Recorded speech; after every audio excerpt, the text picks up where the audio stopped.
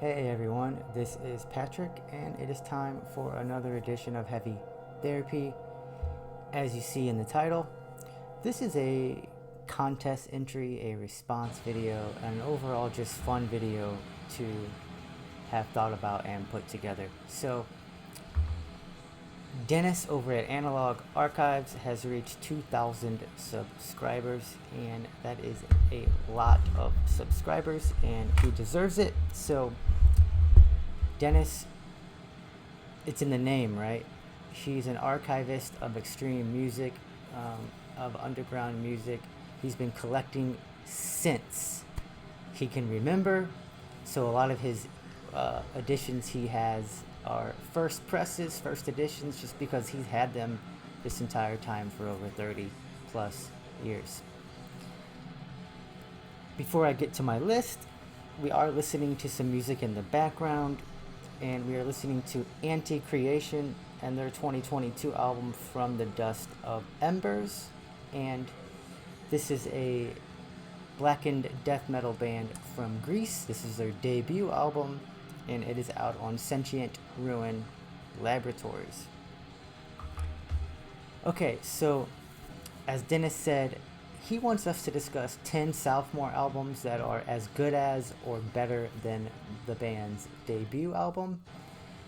And yeah, this was really fun to think about. Some jumped out right away in my mind. Some I had to look at my collection and sort of just think about whether or not I thought the Sophomore album deserved to be included or talked about in the same light that a band's debut might be. And I have a combination to show you as far as subgenres. So I am doing all metal releases. I am mostly looking at death metal releases, but there's also death metal and thrash metal in here as well. Those are my preferred genres. Those are the genres, subgenres that I know anything about. So I'm going to go in chronological order from when the albums were released. I have stuff from the late 80s, stuff from the early 90s, and I have the last few are from, I have one from last year, one from 2021, and one from 2020. So some new stuff, but mostly some older stuff here. So let's begin. First up is going to be this band, Creator. And Creator put out Pleasure to Kill. This is the Digibook edition, remastered. Originally out on Noise, I believe. Really cool book.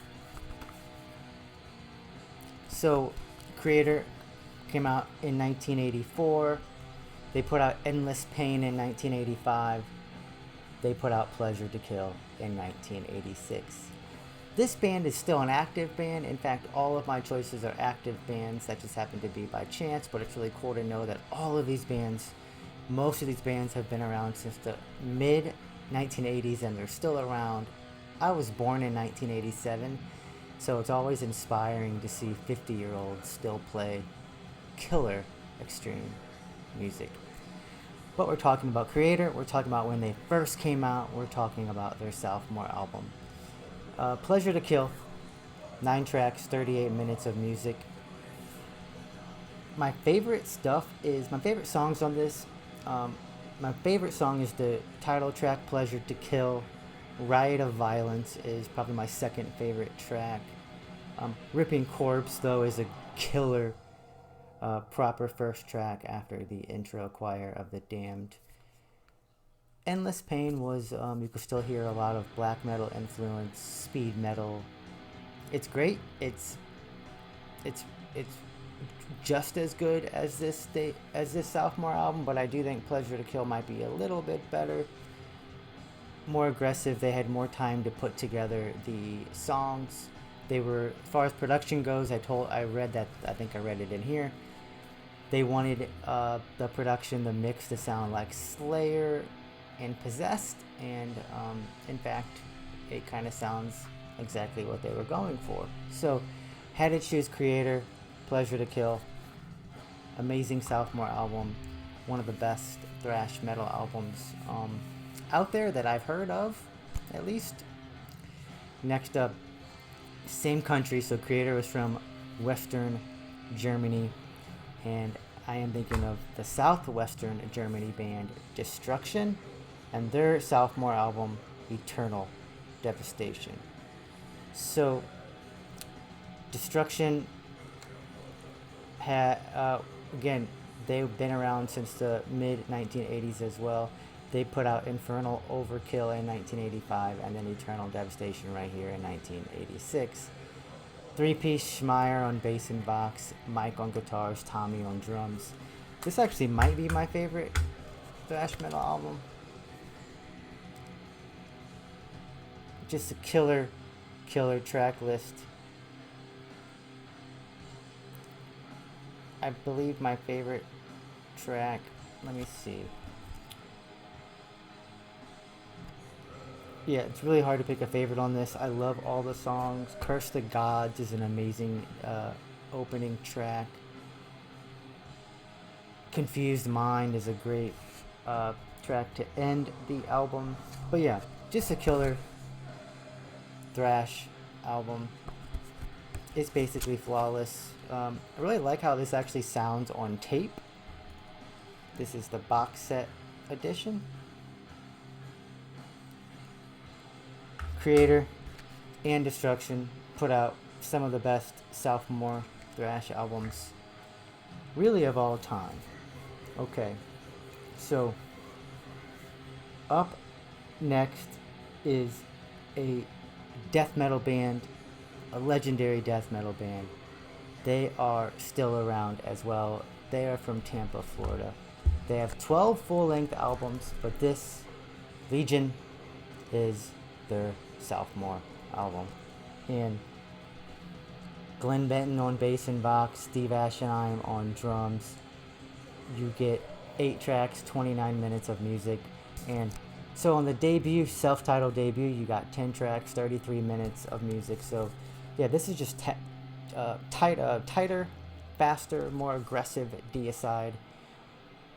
But their first 2 albums are really, really good. It took me a while to get into Deicide because of Glenn Benton's harshness. And now I really see it as sort of what death metal is all about. You know, not an easy listen. Though Deicide, I say that, but Deicide does care about songcraft. They care about verses. They care about choruses and hooks. And I think that's why they stuck around for so long. That's why they're considered one of the greats, is because they actually write songs that are memorable and melodic without being melodic death metal. Yeah, Deicide Legion came out in 1992, and more technical, noisier, and louder than their debut album. Up, I think I got the order a little bit wrong here, but let's go to Carcass, 1989. This is Symphonies of Sickness. This is their sophomore album. Carcass from England. They have 7 full-length albums out. This is gore grind, death grind, classic right here. They put out Rika Putrefaction in 1988, and then they put out Symphonies of Sickness in 1989. You got Jeff Walker on bass and box, you got Bill Steer on guitars and vocals, and Ken Owen on drums and vocals. This is just a total, gore grind masterpiece. I don't go back and listen to Rika Putrefaction very often, but I do listen to Symphonies of Sickness. It's everything that I wanted in their debut. Songs are longer, more thought out, beefier production, more dense, heavier. So yeah, had to put Carcass, Symphonies of Sickness, of course.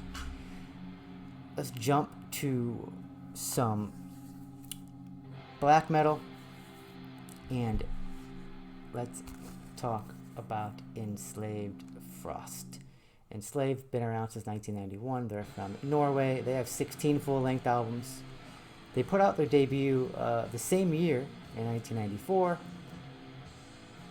Why do I like Frost better? It's again, it's but just more. It's more nastier, more dissonant. The songs are broken up into more digestible lengths. But yeah, classic album here. Frost by Enslaved is a also no-brainer choice for me. A classic seminal black metal album. Up next is a band from Austria, and they bridge the worlds of black and death. They're mostly a black/death band. But this album right here, their sophomore album, Belphegor. Boot Sabbath came out in 1997. They have 12 full lengths. This actually, compared to the style that they would develop later, is probably their more. This stands out in their catalog as far as it's their most just straight. I wouldn't call it straightforward, but their most black metal album right here, and this is one of my favorite black metal albums to date. And yeah, ferocious, ripping, evil, blasphemous, killer black metal, and they would go on to create, have a more warmer production after this album. But that album, cold, bitter, evil, black metal.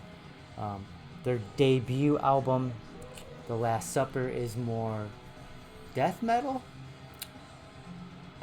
lower guttural vocals, and Boot Sabbath, which stands for Blood Sabbath, is just ferocious black metal, and I think better than their debut album. So those are all the classics that I had to show. Now I'm going to pivot to more modern affair. Let's go with Tomb Mold's sophomore album, Manner of Infinite Forms. Tomb Mold from Toronto, Canada. They've been around since 2015. They put out Primordial Malignity in 2017, and then they put this album out in 2018. 7 tracks, 41 minutes of music. You get Derek Vela on guitars, Payson on guitars, Max on drums and vocals, and Steve on bass. And this is my favorite Tomb Mold album. If you want incantation style death metal that has killer leads as well, but this is one of the heaviest albums I've heard ever. It's relentless. Takes a couple listens to really pick through the dirt and slime and mess of what the album cover suggests you're going to get.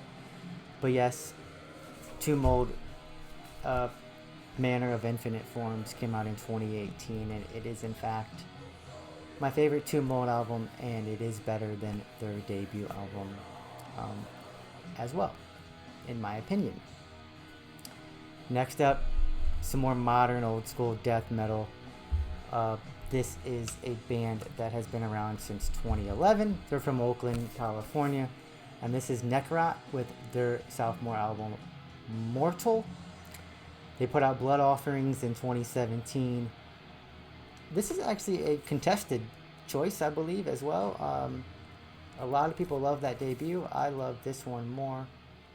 Songwriting is better.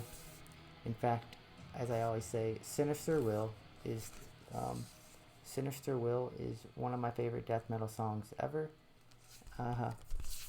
That's the song I show to people who want to hear what death metal sounds like. And Mortal, just killer songs. Sinister Will is my favorite song. The last song, Mortal, is close second. Killer artwork. They're due for another full-length album, by the way. It might even be coming out this year if you go by what Decibel reported on earlier in the year. I know they were recently in the studio. We'll see. But Necrot Mortal is a killer sophomore album. And got two more to show you. Next up, this band is a technical death metal band from Portland, Oregon, and I am talking about Enigmatum Deconsecrate, out on $20 band in 2021. 8 tracks, 45 minutes of music. And the reason I'm showing this is because I wanted to show some newer stuff, and also compared to their debut, we're barely even talking about the same band. I have the debut on tape, and it is, I believe, self-titled. It makes me think of Tool a lot, especially in the drum performance, but it's progressive death metal. This right here, though, is a technical death metal modern masterpiece. Disenthralled, Fracturing Proclivity, these tracks are flawless. One of the 10 out of 10s I threw out in 2021, and I stand by it. Enigmatum Deconsecrate, a killer modern death metal album, and a no contest between their sophomore album and their debut album, in my opinion, though their debut album is quite strong, especially in the drum percussion department. Next up, this album came out last year. Another sophomore release that just I wouldn't say it kills their debut, because their debut was great, but it's just everything that you wanted that album to be and more. They mastered and refined their sound. Faceless Burials, At the Foothills of Deleration. This band's from Australia. It's a 3-piece. You get 6 tracks, 37 minutes of music, and the B-side here is some of the best progressive technical death metal I've ever heard. Again, this B-side here, killer bass lines jump out, killer riffs. This song does have some hooky moments. This album does have hooky, catchy moments. After 4 or 5 spins, you will hear that. But yeah, killer Dan Seagrave album art. But these were my 10 albums that jumped out to me. Some albums that I couldn't show, such as Death's Leprosy, Incantation's first 2 were too close to even think about. Cancer's first 2 albums are also super close. These are the 10 that I wanted to go with, and yeah, I look forward to watching everybody else's videos on this. Check out Analog Archives. That's what we did all this for, to celebrate Dennis's 2,000 subscriber count. It is an achievement, and it is a cool channel to check out and follow. That is all. Yeah, thanks for watching. See you all in the comment section, and remember to stay heavy.